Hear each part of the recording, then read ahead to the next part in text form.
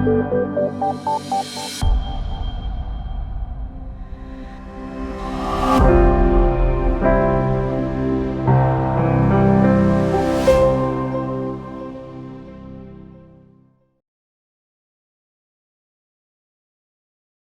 a village to raise a child.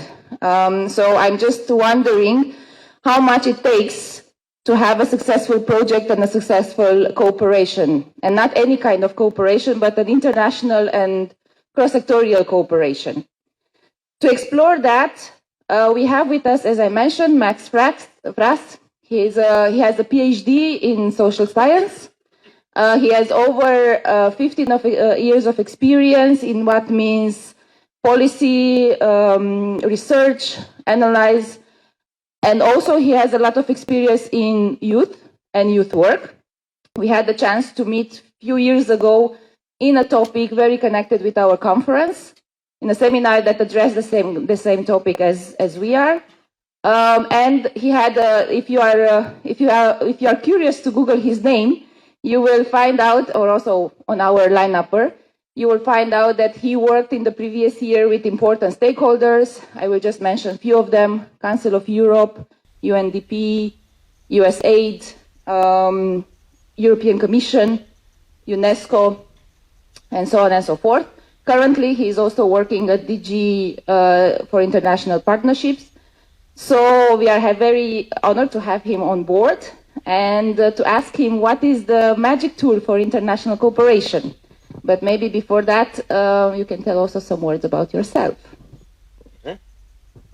Thank you very much. Thank you for this introduction. I appreciate you saying that I accepted the invitation, because I have a feeling I did not have much choice in that. So thanks for having me. But if you've ever been involved in a team activity with Romina, you know that the way she puts proposals forward is quite assertive. So that's how it was presented to me. Anyway, it's a great pleasure to be here, mostly because I spent a lot of time working with and for Salto and for the Erasmus Plus program, and now I'm doing something slightly different, so maybe just say a few words about that. And I think in this context it's important to underline, also in the context of international partnerships, the importance of failure. Thank you for bringing this in, Romina, because as you said, your journalism career didn't work that well, so you're here grilling me on stage now. And my background is that I spent the last 15 years of my life in the United Kingdom trying to convert the people of Britain to Europe. And I have to say, it's not a very successful activity so far. So I'm originally from Poland, and then I moved to the UK around 2004. It was a very popular sport back in the day, and I spent the last 15 years in the UK working with European youth programs. And when I say I miss the world of Salto, is that I am now spending most of my working life with another part of the European Commission, and I'm just wondering how many of you are even aware of its existence, and that's DG, that's Directorate General. It's a great EU term, nobody knows what it means, but it's DG International Partnerships. Have any of you heard of? Okay, that's 1 out of 100. That is, I mean, it's a good number. Okay, how many of you have heard of DG DevCo, DG Development Cooperation? Okay, it's the same person, because it's the same institution, but it's just rebranded. So it shows how popular the institution is worldwide.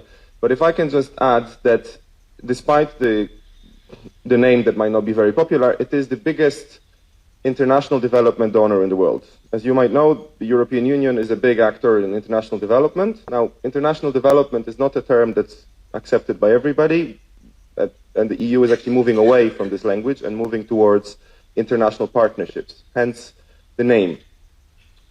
And the name is now DG International Partnerships. And DG International Partnerships, if you forget everything else, or if you don't think it's very relevant, sits atop of the biggest pile of international development funding in the world, more than the US, more than the UN, more than many other donors, especially in the West. And how is that important is that DG International Partnerships does a lot of what we're here to talk about, which is building partnerships between partners in different countries and between partners representing different institutions. So I've spent a lot of my time working in civil societies. I was well, so you cannot be a former youth worker, but I was a youth worker for quite a bit of my career. Then I spent some time in research, and now I'm working with, well, mostly big institutions, so EU, European Commission, stakeholders, and United Nations systems organizations.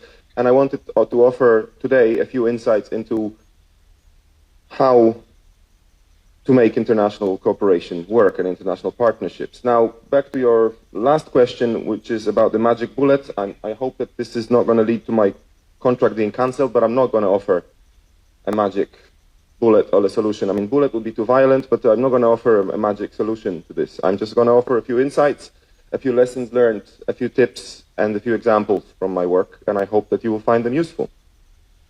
Now, looking at you, and you're a big room full of people who have just finished breakfast, so you're still processing many things.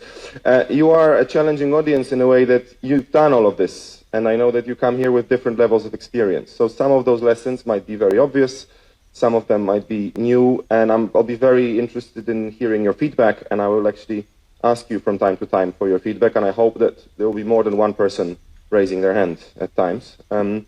So I wanted us to start with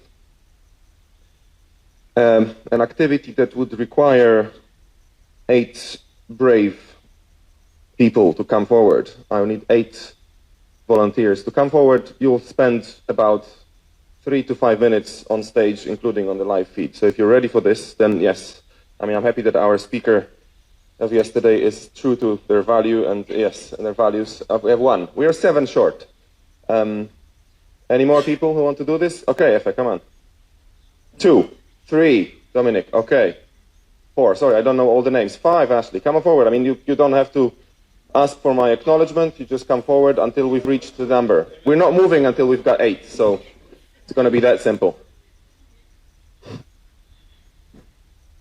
My digital and numeric competence is limited. 1, 2, 3, 4, 5, 6, 7.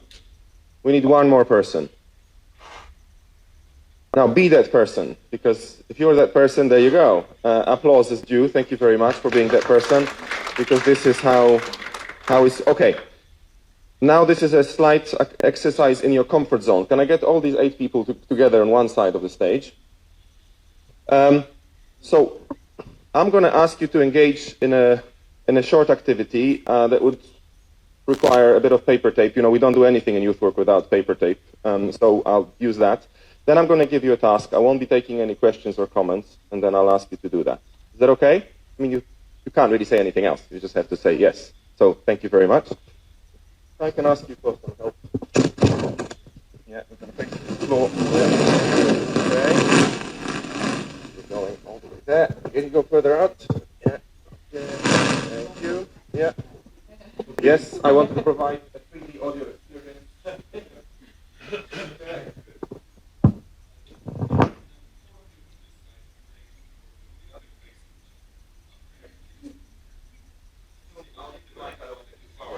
Down, please.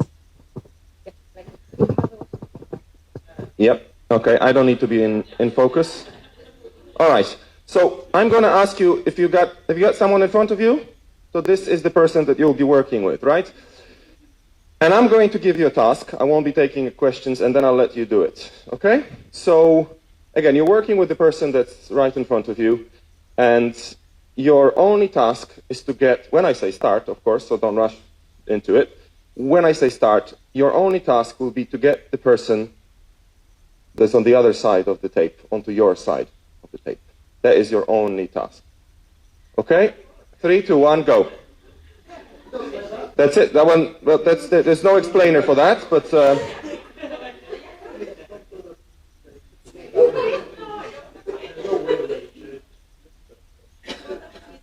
We're gonna give it a minute or two. And if it gets too violent, I'm going to ask Romina to intervene.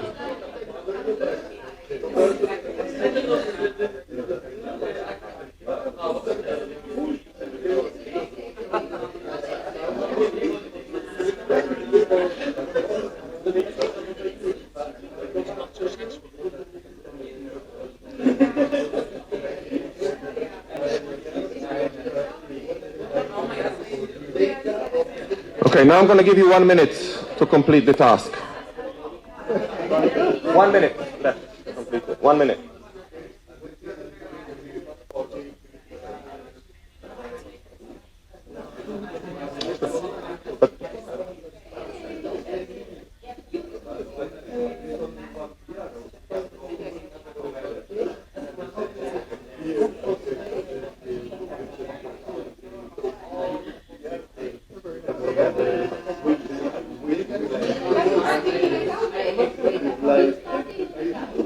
Okay, 15 seconds. 1-5.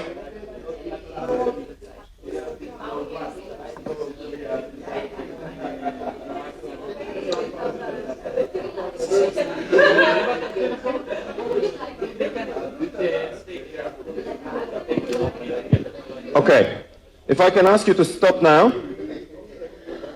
and if I can ask the audience to try to remember what's happening here. You don't have the audio, and maybe it's better that you don't have the audio, but you can see what's happening. So we have 2 people here, and then there was no movement elsewhere. I mean, okay, international partnerships have great potential, I see. Okay, thank you very much. If I ask you to sit down, and then we'll take your comments once you've sat down, because we also have to remember about the people who are on the other side of the camera and are watching us, so they won't be able to see and follow everything. Right. So when I first introduced the task, do you remember the first thing, or the first pair or first couple that started moving? The first movement? Yeah? Efe, I'm sorry to point fingers at you, but I'm only doing it because I know you. So Efe decided to, what did he do? Do you remember? He pulled, sorry, I don't know his partner's name, so Peter, yeah, so he pulled Peter onto his side, right? That's what happened. Then eventually they've gone back, but this is the one couple I wanted to highlight, and we had a little movement on this side of the tape. So what was the end scene? What happened in the end? Who changed? Maybe you can get somebody with a microphone to describe the situation. Maybe one of the people involved. Ashley or... Okay, sorry, we need the microphone, otherwise people outside cannot hear you. Yeah, I changed my place, and I was just move and then be together. That's the point, I think. Okay, firstly, I invite her to my side, and she said that, what if you want to come this side? And I said, okay. Okay, great. So you just decided to move. Okay. Can you imagine any other ways of addressing the situation or the task? Yeah, can we have the mic here? Hi. So, in my opinion, the best option is to, for both of them to be in the middle, no? To find, okay. Think about cooperation, no? Sure. So one way would be to meet on the tape. Yeah, fine. Sorry, yeah, let's just get the microphone to you so people... I know, but people outside the room cannot hear you if you don't have the mic. Sorry, it's just... I think the best would be to cooperate with each other. So maybe they can move around, cool. Speak with each other. Because this is the way you do it with the project. To speak and then move without any, Cool. So moving is an option, sure. I think that we can cooperate in different places, in different perspectives that is exactly complementary. Yeah. Because this, I don't need to move with you to observe the same perspective. I can offer another perspective, another possibilities, another reality for the inclusion. And sure. This is really good too. Great. Thank you. We have one more voice there. 2, actually. Mm-hmm. I think what you saw over there is what's very symptomatic to many organizations is that they don't want to move. Because they think if they move, I lose. Mm-hmm. And they don't want to. They stick on their spot, they want the other one to move instead of moving themselves. Cool. And that's the big issue with a lot of organizations. Everybody sits on his money. Cool. Yeah. When I look at institutional, every behavior came from really old, like Europe. Every structure, every institution and organization came from maybe not every part of and habitus came from the Middle Age. Mm-hmm. So I think that's true. Change space is really maybe hard, and change the culture and try to understand is sometimes being difficult. But if we think in international relationships, we have to change our space. Just invite him, invite her, partnerships, your side, and you can visit their side, and we have to see each side. So it starts with the invitation. Great. Yeah. Thank you. Just maybe one or two comments, and then we'll wrap up. Yep. I think the best option would be each other to understand each other, as my colleague said.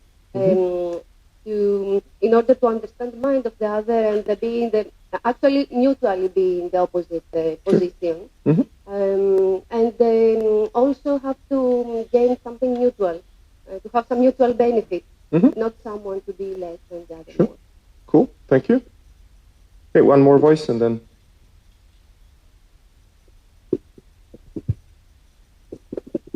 Just to say that I think also what we try to do, I think it's relatively what usually happens, because we try to discuss what do you have over your line that I cannot offer, and what do I have over my side that you cannot offer, so we can see exactly what we're looking for. We were talking cities, like where do I come from, where does she come from? I was like, we have mountains if you want to go skiing. She was like, but we also have a beach, and so on. So what are you looking for, and what do we have to offer in the end? Thank you. That's great. Okay, so you've actually enriched the activity, because if you remember the task, and I tried to frame it, and my take would be that it was simple, but then it's also what you understand is simple, because what I said is that you need to get the person from the other side of the tape onto your side of the tape. That's what you need to do. That was the task. But then even if it's a relatively simple or a single sentence task, you understand it differently. So somebody said that one way would be for them to move around, or simply swap sides. So if you go to the other person's side and the other person comes to yours, you've done it. You've completed the task. But a lot of you were not focused on the task. You were focused on the process, and that is quite, representative of what we do in the sector, and not only in the youth sector, but also in civil society. I mean, task is somewhere on the horizon, but the relationship and the process are very important. So this would be, at least in the world of sort of idealized or theorized cooperation, that would be the best solution. Both sides get what they wanted. I want you on my side, you want me on yours, we swap sides, everything is great. But if you've done more than one youth project, you know that things don't really work that well, so in that way. So this is why I think that every single type of reaction offers interesting insights. Somebody here suggested compromise, and very often that's what we do. We meet on the line, because it's just not possible for both sides to get what they want. I mean, you will watch beautiful examples of the swapping. If you ever heard, the tale of the egg or the tale of the orange, one side wants the orange peel, the other side wants the inside of the orange, and this is why we don't have to argue over stuff, right? But then in real life, things are often a bit messier than that. So a lot of times we compromise. A lot of times, and this, I've done this a number of times, people tend to get very competitive immediately, whatever the task, whatever the circumstances. So when you start pulling or pushing or saying, okay, you just have to be on my side, people just get very competitive. And I think we have to be frank with ourselves. A lot of this happens in our line of work. I mean, we compete for money, for resources, for interests, and so on. And I don't want to dismiss this as a way of cooperation. Sometimes, and I have a few examples, we get better results by competing. How many of you here have applied for Erasmus Plus grants? Okay, I imagine quite a few. And I'm sure you're not great fans of the process, but it's a competitive process for a reason. It's a competitive process so that good proposals, well-grounded in needs, in a project framework, in a logical framework, win. So competition has positive results and good fruit, and those partnerships result, competitive partnerships also result in good things happening. Nobody here tried running away from this, but I've seen that happen. So avoidance is sometimes a strategy as well. A partnership is not viable, and you just have to go your separate ways. And I also don't want to oversell the idea of international partnerships, that it always works. There are reasons why it doesn't. But one of the takeaways that was highlighted here, I think this is the one I would like us to take from this part of the session, is that you really need to spend some time investigating what the other side wants. And but this is an opinion, I don't believe in completely one-sided partnerships in a way that we see this in the world of international partnership. Let's say a European donor working with a country that's somewhere outside of Europe and saying, okay, here is all that money, this is a one-way thing, we support you and you do your thing. I don't think that this is one way in itself, even if that happens, because even the donor side, on the giving side, always has some interest. I mean, why is Europe invested so much in international development? And this, my view does not represent the view of my employer, is because Europe has been doing and is often doing terrible things around the world, to countries, to peoples, to communities. And we are also doing it to compensate, to repent for our actions sometimes, right? It's not the only reason, of course. But even if your partnership is portrayed as one-sided, there's always the interests of the other side. So always try to figure out what the other side wants. And if you do, then accept that it can be completely different. If the other side is intent on giving and you're happy to take, then do that. If you can reach a compromise on this, that's great. But this is why I said there's no magic recipe, and I would really recommend you to look at all the options, and those would be the 4 kind of idealized ones. And I really like the comment from that side of the room, sorry, I don't know your name, about not moving. So that's, I think, one of the biggest symptoms of the sector, and I'll talk about it later, because Romina's getting impatient, is about the importance of changing your perspective and moving and going out to people who are different, people who are especially in a different institutional setting. But I'll continue later. Very interesting to see exactly in practice how a partnership can go, and thanks a lot for this exercise. For the ones that are watching this afterwards or online with us, sorry that you were not able to be part of this process, but I think you could also imagine it a bit how that goes. In a way, you open my next question, which is it's challenging. It can be in different ways, but still, why do we still want to have international cooperation? What is the added value? Because also here we are in an event that supports, it is based on international cooperation. You are working on that. It's not easy, but still we are doing it. What's the added value of that? I mean, it very much depends on the context, but if I bring it to the European context, because that's the one that you're moving within and I also work with, is that basically every problem that we face is likely to have a solution somewhere in Europe, even if it's not your community or your country. There are plenty of great, creative, resourceful people, or resourceless sometimes. So we had a great presentation yesterday morning about the fact how sometimes strength comes from absence of an opportunity, of failure, or lack of chances. And you can build on that. So, chances are that if you look around Europe, at least, but, in my context is the wider world, there will be someone who has a similar problem and found a solution or several to that. And the added value is, first of all, finding that, but also the added value is a stronger voice. And that is the one that I wanted to spend some time talking about, because I was asked here to provide examples of successful international partnerships. And it might be my personal bias, because that's, I spent a lot of my time working with international partnerships, but pretty much every single story I came up with, and I prepared a list for myself, and then I shared it with the colleagues, and pretty much every one of them is successful because it's international or it's across the different types of institutions. So that is the added value, that you can make your voice much stronger and you're likely to achieve your goals much quicker, or you're likely to get there because you cooperate. How many of you know or have heard about the youth guarantee, the European Youth Guarantee? Not enough, I would say. But there is an EU initiative that gives young people all over the European Union an opportunity to get either a job placement, a traineeship, or an educational offer once they graduate from a program. So by definition, the practice is not always that. Every young person in Europe who graduates or is leaving an educational establishment should be offered a traineeship, an educational placement, an apprenticeship, or a job offer. And obviously, the success of the initiative varies from country to country, but it's a pan-European initiative supported by the Commission, by the Parliament, and it only came to be because of international, or in this case, European cooperation. You've been involved in structured dialogue, or what is now called youth dialogue. It's an EU process on youth policy. It brings together civil society organizations, youth groups, youth organizations. And it's through their joint work that the Youth Guarantee came to be. So all of them came together. And if I go back to the Menti you voted on yesterday, when you said the reasons for young people to end up in neat situations, where I think number one was structural and social issues. You mentioned discrimination, patriarchy, and so on. So I think it goes without much explanation, without saying that, if you want to change those big structures, you need allies. You're unlikely to change them sort of single-handedly, or a single person or a single institution. And if you want to do this, you need to act jointly. So Youth Guarantee is there to address a lot of the needs situations. Sadly, not all of them.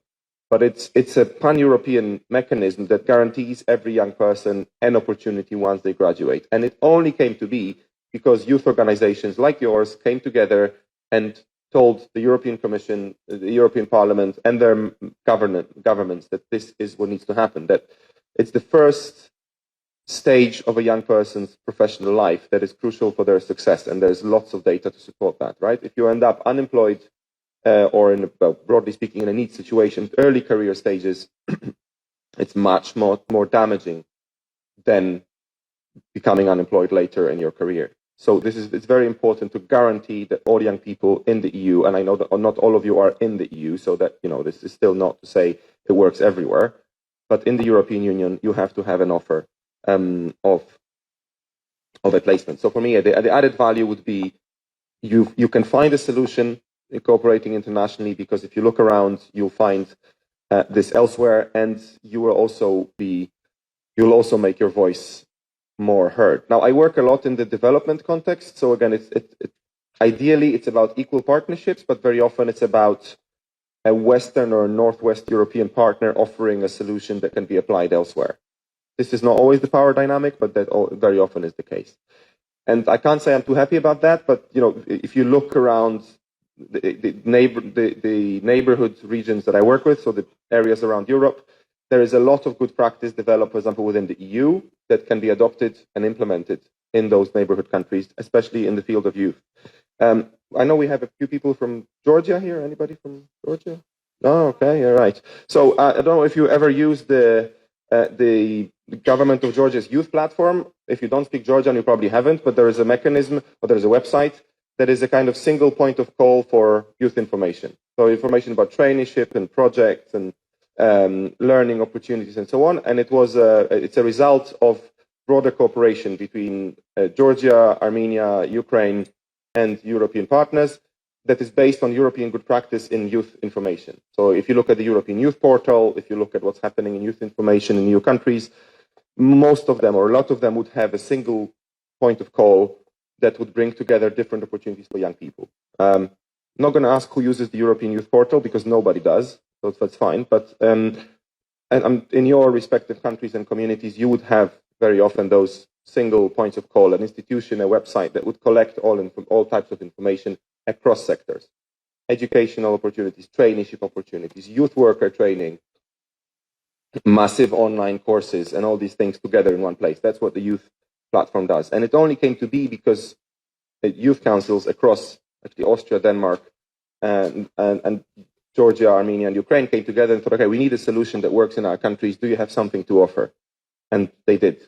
So this is now happening. Anybody? Okay, Romina, definitely, before I come up with another example. Anybody here who was a journalist and wants to ask a question, Romina? I think that's me. Thanks so much. I think one of all the examples that you mentioned, indeed, common element is that you mentioned a lot of stakeholders. You mentioned youth councils, you mentioned public institution governments. We are also in the room and hopefully also online, people that are working in different sectors. So we have practitioners, youth workers, teachers, representatives of public institutions. And my question is, how do you see this cross-sectorial, if this word even exists in English, cooperation in the light of international cooperation, in the light of partnerships? Is it necessary? If yes, why? And if it's not necessary, can we do it without it? Great. And so the language question you hid in the middle of it is actually very pertinent here, because when you ask, does this word even exist? I mean, I'm not a native speaker of the English language, so if there are any, you can comment. But I'm sure that you're all aware, especially if you applied for Erasmus Plus grants, with the existence of Euro English. That's what we speak in places like that. And if you try to apply it on the streets of Blackpool, I mean, maybe that's not really a good idea, but even on the streets of London, you know, you would not be understood because it's a kind of insular language that we speak, and not everybody else in the UK or in the US would. But that's not necessarily a bad thing. And I've recently come across some research by linguists who are saying that actually this new language is a function of what the EU tries to achieve. And a lot of this is about compromise and trying to reach across a language divide. So most of EU officials and member states, not native speakers of English, come up with a language that will allow them to communicate and to get to results. I mean, we can talk about results because they vary from EU summit to EU summit, but they get somewhere, they move along, and they use a dedicated platform to do this. So cross-sectoral, cross-sectorial, I think we can use different terms, but we understand what it means. And there's a lot to be said about this. And I will start with maybe not such a great example. I don't know how many of you work with the Council of Europe and experienced, sadly, the proposed budgetary cuts to the Council of Europe's budget a few years back. There was a huge budgetary scare in the Council of Europe a few years back. And then basically the Council of Europe realized that it's going to lose a third of its funding. And they said, we need to make some changes to the budget. And again, most of you would know that the most prized and recognized institution of the Council of Europe is the European Court of Human Rights. So they said, okay, we cannot cut the court's money or funding because that's very important. Everybody knows about it. But you know what was the first sector and the first institution to be proposed for axing and for cutting out in Council of Europe budgeting? There you go. It's not a trick question. It was youth. And for all, especially if you are in European Youth Cooperation, it is really a very important point of reference. What the Council of Europe has achieved since mid-70s in the youth sector is nothing short of legendary in terms of working with very limited resources. If you look at the budget of the Erasmus Plus program, it is a giant compared to the budget of the entire Council of Europe. The budget of Council of Europe's youth department is one large-scale Erasmus project somewhere. That's what it is. But they've achieved great things in terms of legislation, Charter of Youth Participation, human rights education, the Compass Manual, manuals on gender issues, and on many other things. They are a point of reference. Why were decision makers so quick to say, we don't need youth? There are many reasons behind this, of course. One is that young people tend to have less power than the others. So it's okay, we upset young people, so be it, fine. I mean, new young people will come and we can work with them. It's also because not many people know about what we do. And I'm applying it to this space as well. This is why those cross-sectoral partnerships are very important. I mean, I believe in non-formal education. I believe in youth work. I think it can achieve great things. But chances are that 97% of people in Europe don't. So why is it important to build those partnerships? Is exactly to do this, to make sure that next time a crisis comes, youth will not be the first one to be axed and to be attacked. And this really works to secure us against, well, funding, legislative, and all other cuts. So I really think that, if you want the sector to thrive and to survive, it's not only recommended, but it's essential that we build partnerships. And I know of examples from this room this week where you said, working with my municipality is frustrating. It's a lot of old people who don't care and don't move. And it won't be easy, of course. But I really suggest that we do this for the sake of the sector's success and survival. And there are plenty of examples how, you need those strategic allies in moments of trouble. And if you see where Europe is economically and politically now, times of trouble are not only ahead, they're already here. If you look at the reality of inflation, unemployment. Ufuk, can we help? I mean, if you enjoy yourself, that's fine, but it's okay. Sorry. Okay, no, I mean, if you work with Ufuk, this is not entirely surprising, but just checking he's okay. So, right. Make sure that you build those bridges, even if they are difficult to build, even if the other side keeps, pushing back the ladder, because that really can help you in the long run and can make us all successful. And actually turning it around, we will fail if we don't do this. And you use the word that I will pick it up right now, because we try to talk about success and what works and to celebrate success, but still you also mentioned the word failing. And I was also working for many years in international cooperation, in partnerships, and I know it's not easy, and sometimes I failed, and sometimes it's the whole partnership can be a failure. And I think in order to avoid that, it's important to look what can go wrong. So now my next question to you is, what can go wrong in an international partnership and how can we avoid that? So I'll go back, because we're coming to the end of the session, I'll go back to the very beginning of it. So try to imagine yourself on or around that line. And, well, you don't have to imagine that, but chances are that your partners will be somewhere else. So, if your partners are not there to collaborate, they're there to do something else.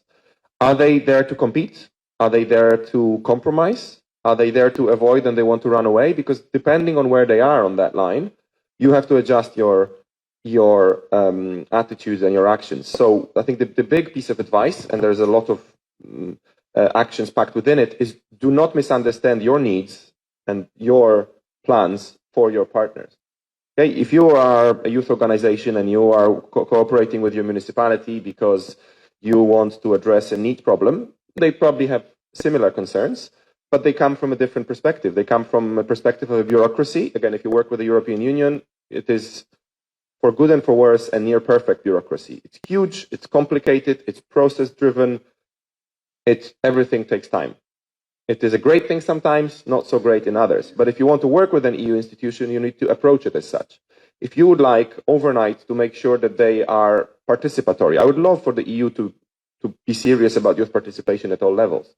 But it's such a huge beast that it's not going to happen overnight. So I have to approach it with this in mind. What is their institutional interest? What can I change? If you're lucky enough to be in one of the smaller European countries, so if you work in Iceland or if you work in Estonia, chances are you can meet your decision maker while, I don't know, jogging in the park. And that's great. You can shorten the distance to policymakers. In most European countries, that's not going to happen. Okay, in Poland, where I come from, your decision maker is going to drive in a big black limo, and they won't run. Maybe they run from you. So if you want to do this, you need to understand how the other side works and what makes them tick. So if you want to work with those decision makers, you approach them trying to figure out what is it they want. So in the big no-go area is, do not mistake your needs and your values for that of your partner, especially if your partner comes from outside the sector. So one of the greatest sort of cross-sectoral partnership stories that I work with also in my portfolio with the DG INTPA is a piece of work done in Mongolia by the UN and the EU and a lot of local stakeholders on air quality. I'm sure it's a massive thing wherever you go, especially if you live in a European city, chances are the air quality is terrible. So especially approaching winter. So the same problem persists in Mongolia, and a few organizations got together to address the issue of air quality by letting young people act as air quality monitors. Anybody here who's a qualified air quality monitor and knows how to measure air quality? Not a trick question, I don't. I have an app for that, but I wouldn't know how to do this. So what they did in Mongolia is they sat down between the civil society, educational institutions, decision makers, said, okay, we can almost ideally address collaboration here. Young people need skills. We can train them using the STEM portfolio, so science and technology, give them skills to measure air quality, give them equipment to do it. Educational institutions can help in that. Young people can develop new skills. Decision makers, for example, the municipality of Ulaanbaatar, the capital of Mongolia, they can get qualified staff. It's also quite important for them, they can get it cheap. So they get young people who get trained in doing this. International institutions are also happy because it helps Mongolia on its path to addressing climate change goals and issues. So you've got people across different sectors, but they all have different goals. They managed to bring it all together under one roof, but they understood that they each want something else out of that. I'll stop here. We are now, maybe you have heard me in the beginning of the session, we are now here trying to build new partnerships. Yesterday we dedicated half of the day in generating ideas and drafting a bit our future plans. Today we will also have dedicated time to think of projects, initiatives, activities. Is there something from your experience that you would say that you can advise us how to continue Or what are the important elements that we need to take in consideration when we are at the beginning of a partnership, when we want to start it, when we want to nourish it, let's say like that, from your experience? Well, I will go back to the issue we discussed here, which is the issue of, I would say, wider cooperation. It's not always cross-sectoral, it's not always cross-institutional, but considering, again, the vulnerability of the youth sector and the work that we do, for every initiative that you consider here, if you spend, I don't know, even a symbolic minute thinking about what can people in other areas of education, training, employment, think about that. So you mentioned yesterday NEET or the problems of NEET are complex and they're all connected. So if you then think about what can other services offer in that respect. So if your project is about addressing patriarchy and gender equality from a non-formal learning perspective, we can do great things in non-formal learning and gender equality. But chances are that your young people also live in a family context, in an educational context, in an employment context that perpetrates oppression and gender inequality. So what can you do with them to address it? I mean, it's great that they come out of a wonderful and very equality-minded workshop on gender equality run by Erasmus. But then they go out to their school environment, and you don't have to look very far anywhere in Europe, where the official curriculum will not be that.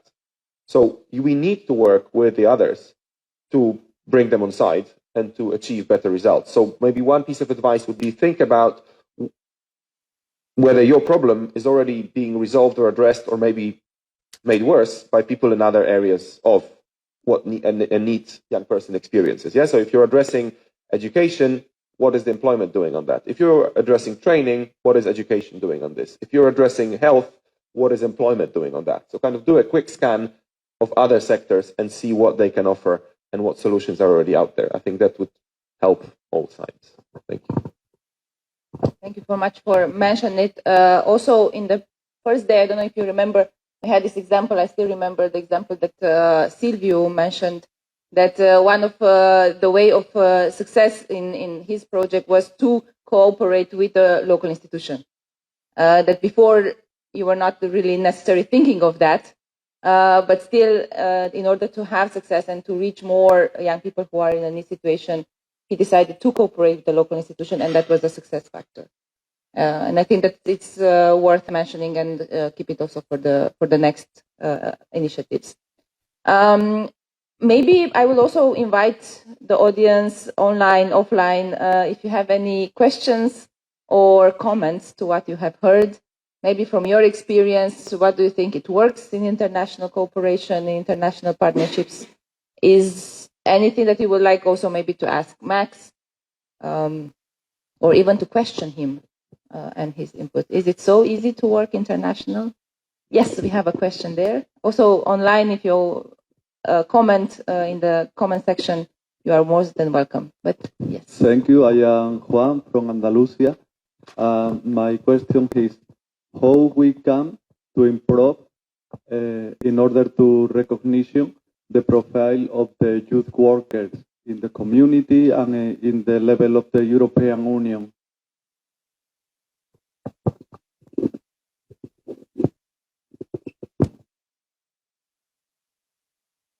Any other question for now? Yes, we have one more. Yes, the mic is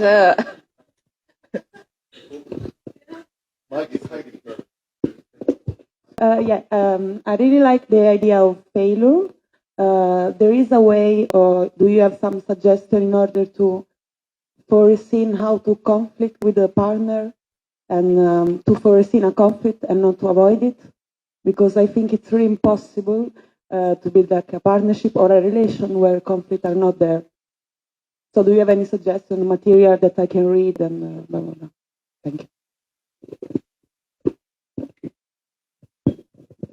maybe we answered these two. We are also waiting for comments. Great. So thank you, Juan, for the first question. Well, it is a struggle that we are all part of, I think, and there wouldn't be a single person and single part of Europe, I guess, where we would say, well, you know, youth work is such a great place that is being recognized. I mean, I'm lucky enough to work in the UK, where youth work has done some great things, has a very long tradition, very good support structures.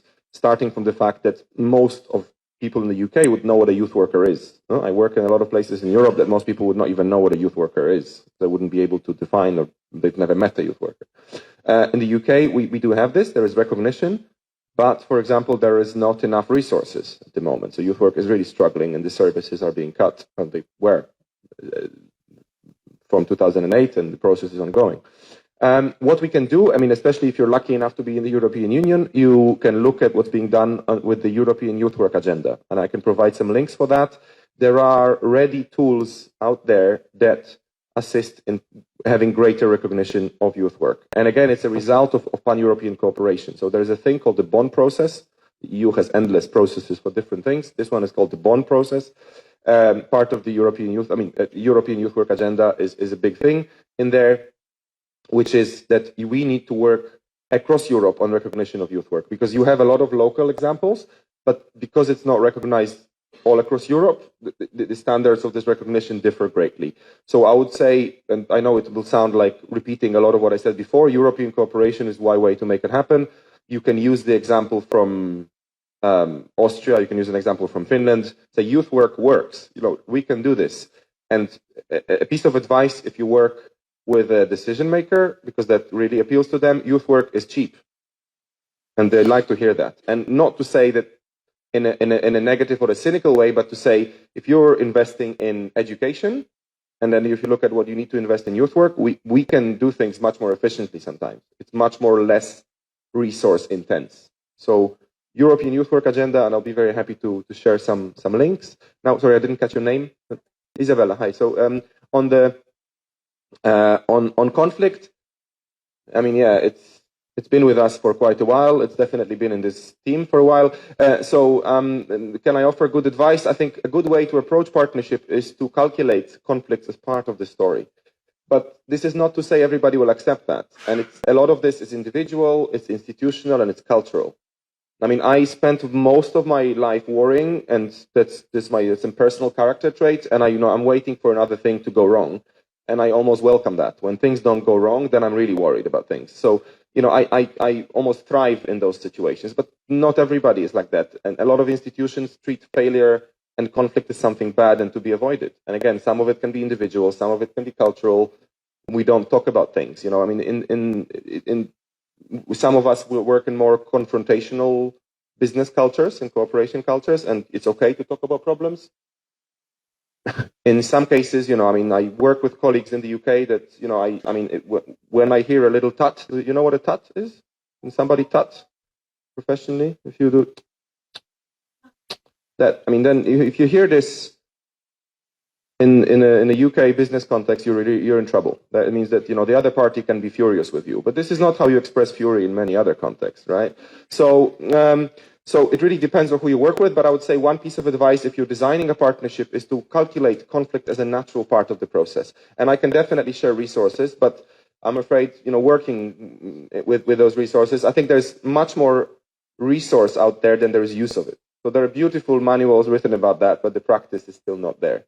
But I would say, for one thing, if you're planning, you say, okay, we are going to handle conflicts. Do we have a mechanism to work with them?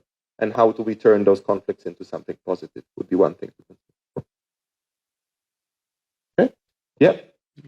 Sorry. Hi, thank you. My name is Björk. I would like to ask you about the discussion in the European Council, now post-pandemic, now in the Ukraine war. Is there a discussion about decreasing funds for youth work, for example, in horizontal and Erasmus+? One more question.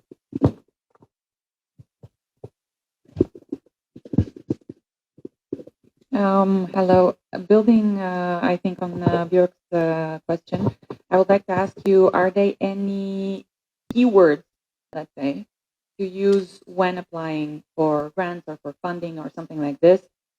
In Brussels, I know for a fact that there are a few keywords that are very attractive, let's say, to funders, like empowering and fostering and stuff like this, which in my own native language is very hard to even understand what it means. But I know that these are very keywords, and when they see them on a portfolio or something like in an application, for them it's like, oh, okay. So any tips on that? Like what wording also to include and how to phrase it? Thank you.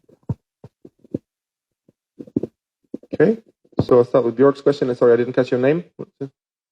Borislava, hi. So, okay. So, Björk, on your question about discussions on funding, I would say discussions, yes, but decisions, no. And I don't think that the budgets are likely to be cut. So discussions definitely take place, especially in a place like the European Parliament. And you know, I mean, sorry, where you from Iceland, right? So yeah, you wouldn't have MEPs in the Parliament, but you would know that there are many members of European Parliament in Strasbourg and in Brussels who don't like the EU. So, you know, especially a lot of these people will be like, well, we shouldn't be spending, well, they basically be saying we shouldn't be spending any money, but they shouldn't be spending any money on things like, you know, bringing people to Istanbul or bringing people to Brussels to do something. So a lot of those voices will exist, but the European Commission and the Council are very firmly on the side of youth in that, and I don't think we're going to see any cuts. And actually, if you look at Erasmus+, I know it will be difficult to appreciate because there is not enough funding for all the ideas we have, but Erasmus+ is in all kind of ways a success story. If you look at the budget of I don't know how many of you are senior enough to remember the World of the Youth program or the Youth in Action program, and then the Erasmus+ 1 and 2, the fundings are increasing. The funding is increasing. The big funding pot is increasing. It doesn't mean that it's better for everybody, especially if you work in the neighborhood. You know that there's an ongoing discussion about limiting the funding for cooperation with neighboring partner countries. So if you're in Moldova, if you're in Georgia, Ukraine, they might put in a cap. So at the moment, there is a informal cap of 25% of a national agency's budget to be spent on cooperation.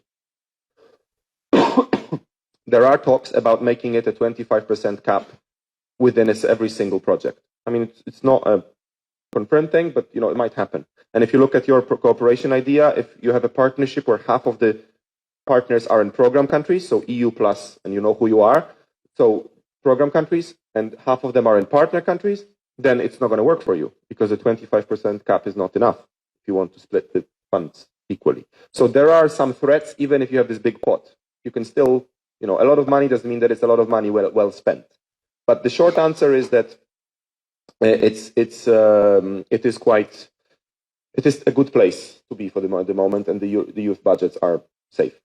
And the one thing is that, you know, sometimes difficult for the EU plans in very long term perspective. So actually funding for youth is there until 2027 and it's quite secure.